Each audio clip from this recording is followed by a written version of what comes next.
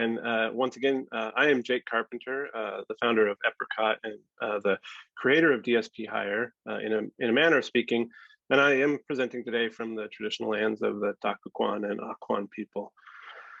So I'm going to get started. DSPhire was founded or my involvement of DSPhire, I should say, goes back to around early 2019 when I attended a session called Tackling the Workforce Problem or something like that. And the workforce problem is a wicked problem, which is basically any problem that is difficult or considered impossible to solve because there's so many moving parts or contradictory factors that, once you tackle one, another one pops up. But funnily enough, many of the problems that we face today in our society are wicked problems. We don't think that should stop us from at least trying to tackle them and alleviate the problem. Hiring the DSP workforce is one of those wicked problems. Before I get into my statistics, I'm going to hand it over to Kim Champney really quick, who is an expert on this. She'll tell you a little bit about how she got involved and maybe also what a DSP is. And I hope I'm not putting you on the spot, Kim. No, I'm ready.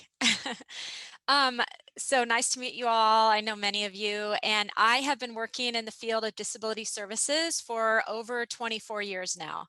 And in thinking back, probably, except maybe the first couple of years when I was just learning my job, workforce has been a stressful driving issue, and it's only increased over time. It was interesting. I became a consultant about 5 years ago, and one of my first projects was working with the Alaska Mental Health Trust, and a piece of it was workforce. And I felt like I was actually talking to my friend Jacqueline. I was like, well, I'm always in the room with the same people, and we're having the same conversation, and we need to do more training. We got to, figure out better supervision, these same conversations. How do you get outside that box? And she connected me with the Innovation Summit and with some work that the people in the startup community were doing around innovation. And I remember being in a room with Jake Carpenter. We were doing that presentation on tackling the workforce, and there was this guy there that was asking questions that only an insider would know. And I knew the room was full of like business-oriented people, and I thought, well, that guy has some history. And it was interesting. So we started talking about how could we approach or tackle this problem differently. And I don't want to take up too much time, Jake, but one other thing is I'd heard Jake, actually, I didn't even know Jake at the time, pitch the previous year at the same event. I didn't meet him that first year until we presented the second year, and he was pitching a recruitment tool for the fishing industry. And I remember using that as an example, and Lizette Steer was in the room. I was at a disability provider industry meeting, and we were talking about workforce, and I said, well, I heard this guy talk about using an app to recruit fishermen. What if we had that for DSPs? And anyway, here we are, like 3 years later. I'll hand it back. Oh, really quick, a direct service professional is somebody who provides daily hands-on support to people who have a disability, whether it's from age, they're born with it, or a behavioral health, mental health related disability. Thank you, Kim. And I do want to say, the history of DSPhire and the workforce problem goes back a lot longer than I've been working on it. And so I'm going to try to give you a brief history of my involvement and talk about, sort of the philosophy behind the project. But feel free to jump in and ask any questions, or I will try to reserve that time at the end for questions. So DSP jobs have an average turnover rate, and this is 2018 data, of 46%. And I don't think that those numbers have gotten better since 2018. That COVID really changed the landscape, and unfortunately not for the better. In 2018, 38% of DSPs left within their first year of employment. That means that even if you were able to cross that hurdle and get somebody in the door, the chances of them leaving were almost even in that first year. That makes it really hard to run a business, and it makes it really, really hard to care for people in the way that you'd like to. So why did we decide to tackle the workforce problem, and why is it a tough problem? You can look at a lot of factors, but I think one of the biggest reasons that it's hard to get people in the door and keep them there is that it's a job that can often have comparably low starting wages. It's really demanding work, both physically and emotionally. There can be a lot of hoops to jump through, and it is a pretty complicated regulatory environment. And if you've never worked in that kind of environment before, it can be kind of a burden, and it's really something that you've got to find the right people for. DSPhire as an app, we thought that we could address some of those, and additionally make the more monotonous part of the hiring process go away. So we talked about simplifying the hiring process, automating the busy work, centralizing the requirements, and streamlining communications. And this was all these conversations took place before we actually built the product. We talked, we did focus groups like this, or meetings like this, and we got in the same room and we talked about the problem, and we met with people and asked them what they thought would be the solution. And that leads me into, the first part of this is DSPhire is a collaborative experiment. DSPhire in and of itself isn't a company. From the very beginning, a lot of people have come together to create this concept, and we're finding what works and what doesn't as a group. And that part of the focus there is we're not building this as your traditional startup where we're trying to find a 100x market where we can go in, figure out a way to collect revenue and blow up and make millions of dollars, right? Obviously, it's sort of hybrid. We are a business, and we would like to see the business become sustainable and grow. But really, it's about this collaboration. So, three founding principles that I like to go through are openness, talks like this, and talking about successes and failures and weaknesses and opportunities that we have, whether they're beneficial to us or the community or even a competitor. Resilience, we're going to try a lot of things that don't work, and in the end, remember the why. We got to remember DSPs take care of the most vulnerable in our society, and DSPs themselves are very nearly a vulnerable population. They're often from lower income brackets, often immigrants, people who have a harder time in our world. So we got to remember why we're doing this and what's driving this project forward. So as part of that, there's a lot of, early on in this project, there's already a lot of people involved. I'm Jake Carpenter. I'm the founder of Epicot Software, and we do develop apps. We're trying to focus on healthcare. As Jacqueline said, DSPhire was our first project, and it's sort of our biggest project, but it's not our only project. And we try to bring the same attitude to everything we do. Obviously, Health Tie has been there from the beginning. The State of Alaska Department of Health and Social Services and Alaska Association on Developmental Disabilities and Alaska Mental Health Trust have actually brought money to the table to fund this and make sure that we can afford to develop without thinking about how we're going to wriggle every penny out of it. Kim Champney and Champney Consulting, and then a small army of testers, people who got to look at the app very early when it was ugly and didn't really work, and tell us what they thought and work with it. And then finally, anybody who watches this presentation or that has a chance to talk to Kim or I is involved in what the product becomes. We get ideas from all over the place, whether it's about marketing or features that we can add or what's important to certain people. And those all go into creating a product. It's a very collaborative effort. So now I'm going to talk a little bit about the product that we've built so far and where it's going. So, I do come from a product background. In a previous life, I did about 8 years at the legislature solving problems technically. And then I went to California and worked for startups as a front-end developer. And as a front-end developer, I like to think about a user's relationship with technology. And the particular technology or how it's implemented isn't super important. It's about how a user uses it. I also would like to point out that I know I'm talking really fast, and I apologize. So if you've got any questions, please write them down, and I'll try to answer them. So I start actually on pen and paper. For a guy that is technical and always has been, I find pen and paper is actually really helpful for me to sort of connect with the idea. I draw it, I show it to people, rinse and repeat. So going through this process, the very first app that we created was a mobile app that looked like this. Very simple boxes.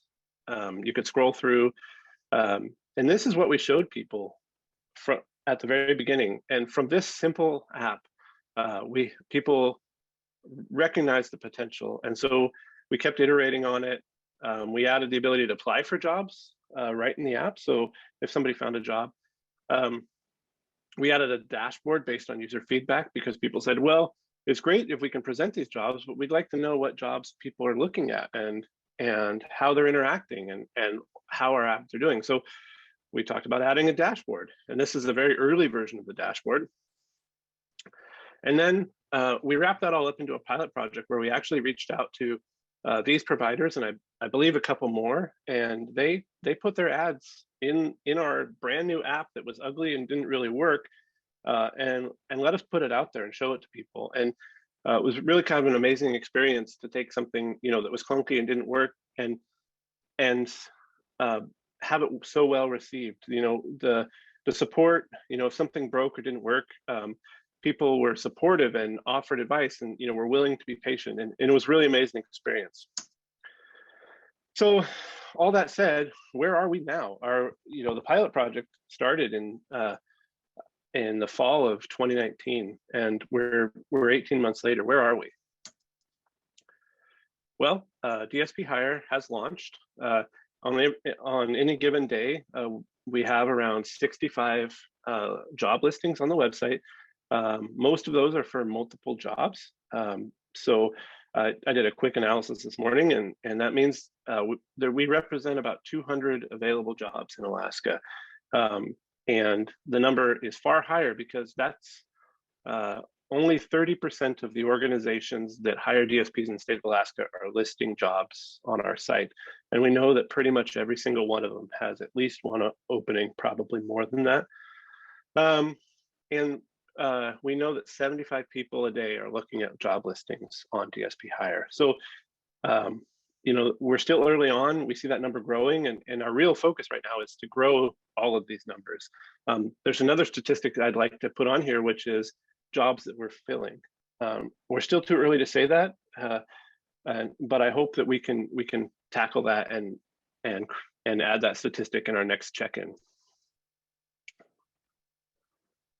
So I'm going to address the elephant in the room. Does it make any money? No, it doesn't. Right now, it costs a lot of money. Luckily, like I said, we have a lot of partners, because it would be a different experience, and I don't think that it would be as valuable or as collaborative if we had to focus on bringing in the dough at this point. So just get that out of the way. No, we're not making revenue. No, we don't have a solid plan to make it self-sustainable. We've got a lot of ideas. Again, people, everybody involved, I think, has an idea about how we can make this sustainable in the future. But our focus right now is on proving that it works and making sure that we provide our solution to, or our way to address the workforce problem. So, you know, we started with an idea. We moved into a pilot project. We had some you know, some setbacks, and we realized that, you know, we had a website and an app, and that was a lot of work to develop and a lot of money. So we scaled it back to a website, and then we launched. And you know, we soft launched almost a year ago, I think, and you know, have been iterating. We relaunched in February with a new look and feel. And we've been gaining traction. We're marketing, we're getting people to come check out the site. But we have a long road ahead. You know, our next big hurdle is going back to that mobile app and getting people something they can use in their hand. We know that in a lot of the employees and potential DSPs may not have a computer or may not have a laptop. They use their mobile device for everything. So we want to go back into the mobile space and make sure that people can search and apply and interact with their jobs via the mobile app.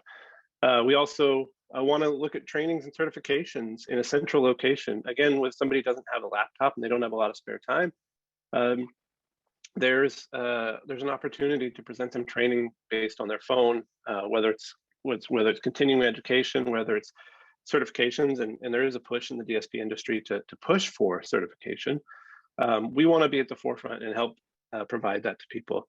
There's also on-the-job support. There's a lot of things that you need as a DSP, access to references, assistance, time tracking, those sort of things.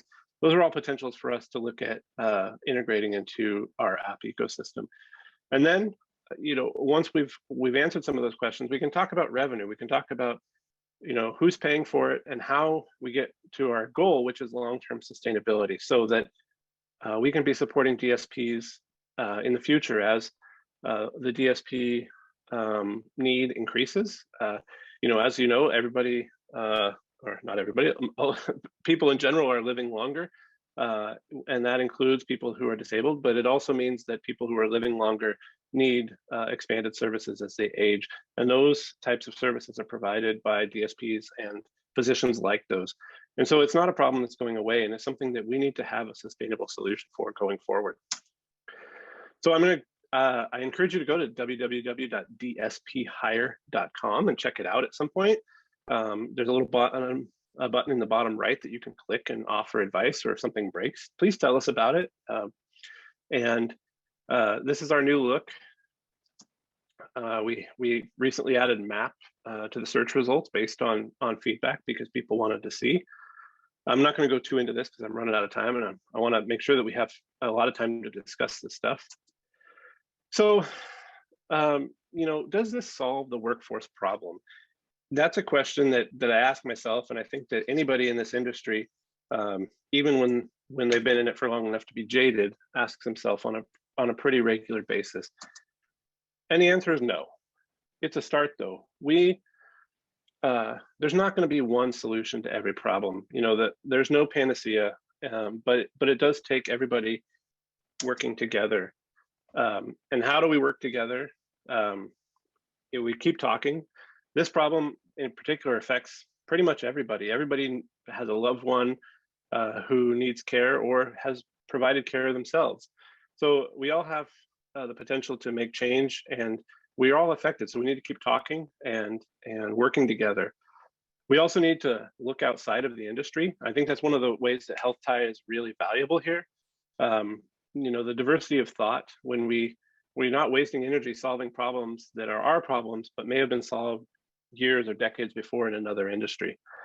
And then we need to stay positive.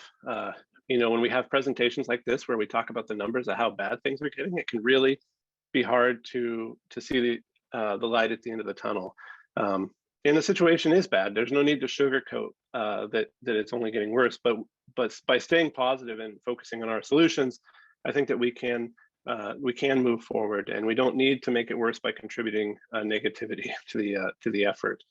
It's not my way of saying good vibes only or something like that. I think we got to be real, but we can stay positive, and we can see that things can and do change.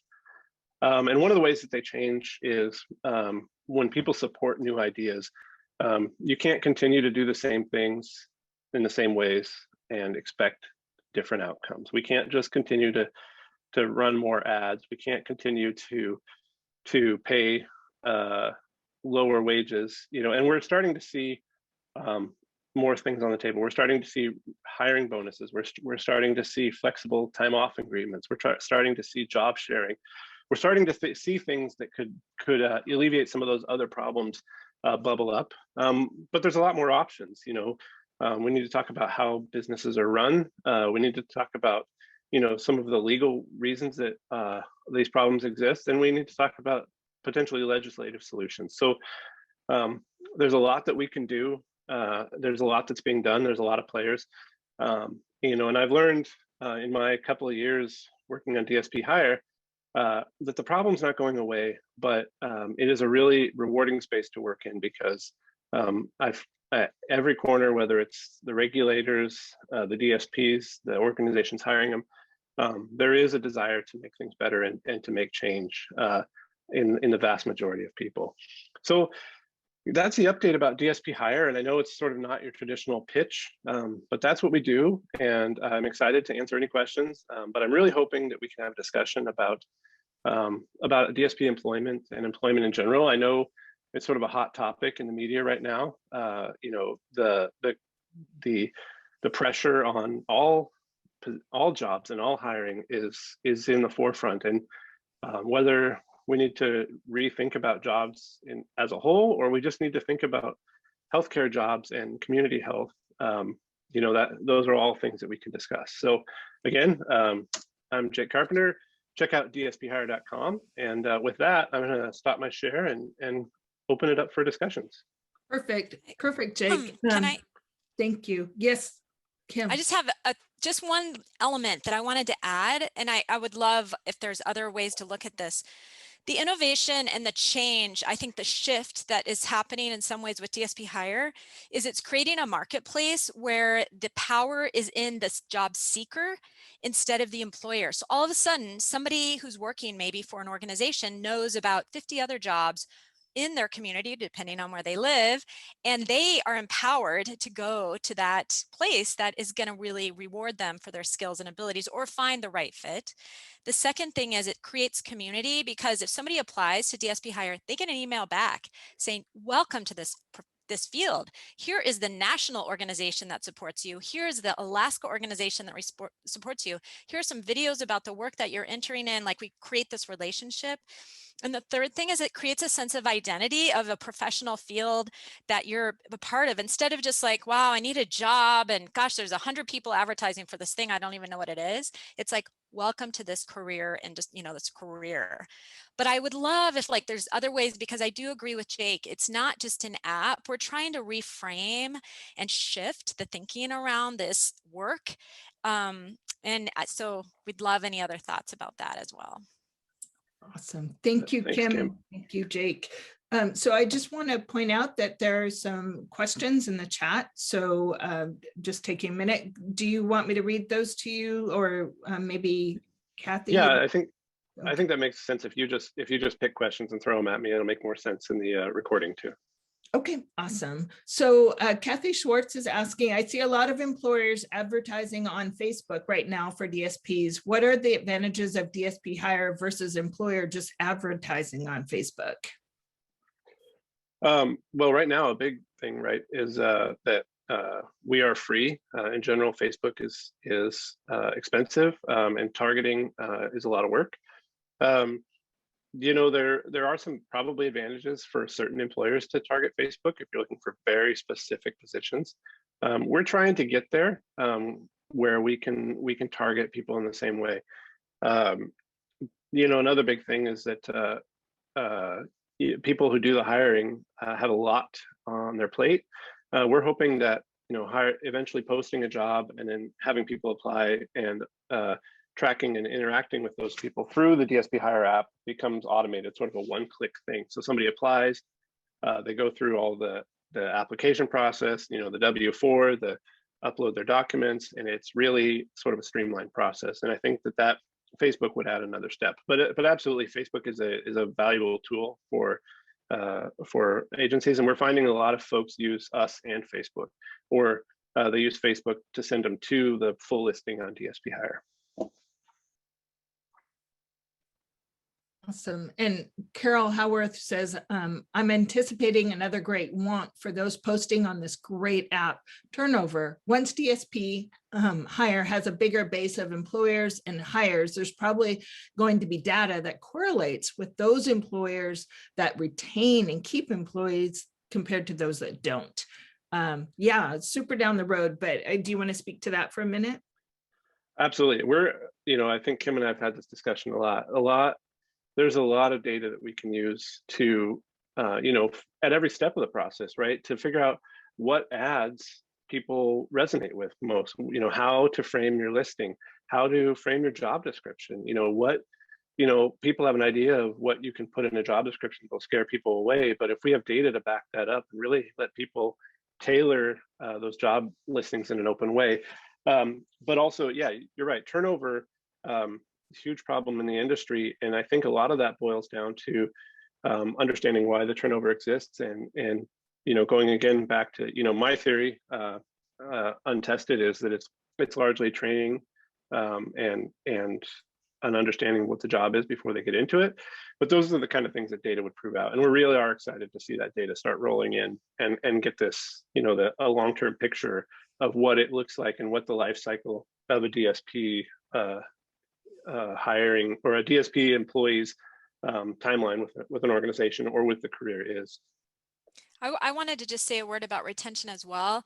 In my experience, people tend to stay in a position that really fits their needs as well as the other person's, or also utilizes their strengths or interests. And Jake and I have imagined, like, as we get further along, you can really, like, let's say somebody's looking for someone with a musical background because maybe somebody with a disability really loves music so much and they can share that passion.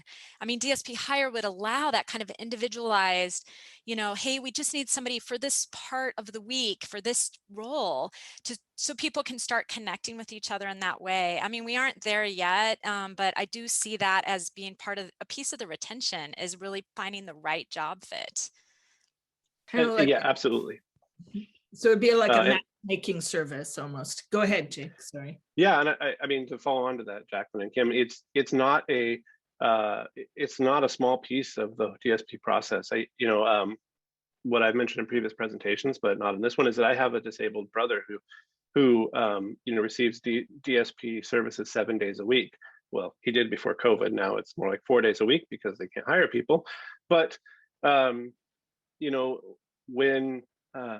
we tried for years to find a DSP who could take him gold panning. One of the things that my brother fell in love with in high school and tries to do every weekend is go gold panning. And I don't think that he's ever really found gold, but it's something that's really important to him. So we've actually run ads saying, looking for a DSP who's into gold panning. And I talked to families, not DSPs, not provider agencies, but families of consumers. And that level of selectivity is really important to them. They don't view their loved one as a job. They view their loved one as somebody who has special needs, who needs to be taken care of, but also, needs to be fulfilled. And so, it's a huge part of what we're trying to accomplish. So we're running up against our normal 1:30 timeline. I think Jake will be willing to stay on. We totally understand if others need to jump off, but is there one last remaining question that anybody has? Jacqueline, if there's not a question, could I just say something really quickly? AADD, the Alaska Association on Developmental Disabilities, hosts Hot Topics on the fourth Thursday of every month. And this month, that hot topic is going to be on DSPhire. Yes, Jake and Kim. And so if anybody is interested in attending, I'll put my email in the chat. And if you're interested in attending, we'd be happy to send you an invitation and you could participate and hear more of a discussion with providers about how it's working and what they'd like to see. And I'm assuming the presentation might be a little bit similar to this, but there would be more discussion. So thanks for letting me add that. Of course. Thank you, Lizette. And thank you everyone for coming here today. Really awesome presentation, Jake. It's been fun to see this grow. It's been fun to be a part of watching you and Kim really figure this out. So thank you very much for presenting today. And thank you everyone for coming. And we'll see you in 2 weeks for another open innovation and continue to make the world a better place. So thank you for coming, everyone. Yeah, thank you. And I can still stay on for a couple minutes if people have questions. I did want to address something that Vandana said, which is, we're really trying to elevate the career. I think one of the things that we hear from DSPs, it is sort of a silent career. Some of them sort of like that aspect of it where you can be invisible, but in a way, with something so demanding, it is a powerful part, and it can be incredibly fulfilling, to spend your life with somebody and to celebrate small victories and to really, it really can enrich both parties in that relationship. And I think if we talk about DSPs and what they really do and how important they really are, we'll sort of bring that into the light. And I think that's a huge part of why we're doing it too. So are there any last questions for Jake? Thank you, Jake, for staying.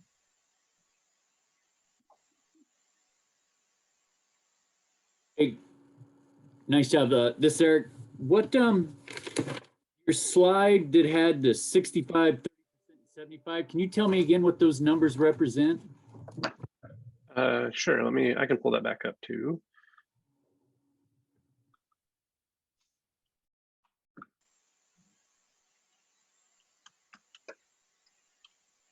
So 65 is the average number for trailing 30 days number of applications on the website, or not application, job listings.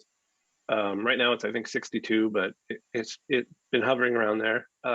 30 is 30% roughly of the agencies in Alaska that hire these positions who have a job listed on DSPhire, and 75 is the average number of users per day, again, trailing 30 days.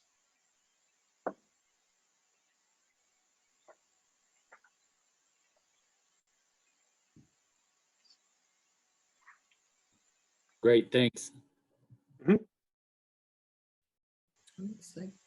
Looks like we've lost Lizette, but I would imagine that the meeting with the Alaska Association of Developmental Disabilities will be a fun and vibrant one. That seems like you're really speaking to your choir there. I hope so. I also want to put the plug in that we are going to try to figure out a way to buy coffee for anybody who comes and helps us out. So, you know, just a plug there for that. Okay, got it. All right. Vandana, did you want to add anything more? You've been right there from the beginning. Vandana was and Lizette were right in the room, and Eric too, I think, when we first got this started. So any thoughts as we kind of do a little victory dance? Yeah, I think that's what I was thinking. We need that victory dance, you know. But this is really amazing, Jake, all the effort and work that's been put into you know, this app. And I know you're working closely, you know, with Kathy as well to see how we could really use this in Matsu to get some more traction in our community, and how we could really, when I wrote that in the chat, really elevate the, you know, the whole sector. I think it's really important to give that whole sector kind of the respect that, you know, they deserve. And for all these years, that kind of a job has been so minimized, and hopefully we can do some work in the advocacy realm to increase that minimum wage, or the, you know, the wage level.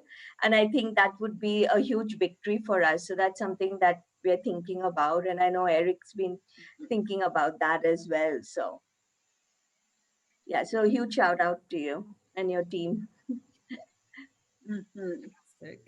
Well, Jim, I have to say, you've hung on with these Alaskans. Any last little thoughts from you? I can hang in with the best of them. Hey, you guys, thank you for the time. I really appreciate your hearts. My job is to find startups that want to enter your market and want to collaborate, join, be helped, whatever it is. And so Jacqueline and I will be working together to try to make that happen. It probably is going to happen, because we're experiencing at Kepler team, we're experiencing a lot of really cool new startup relationships. It's like, where is all this coming from? But you can see that the health market is growing. So you would expect the startups are growing. So the number of startups. So I think that it's going to be an interesting meld.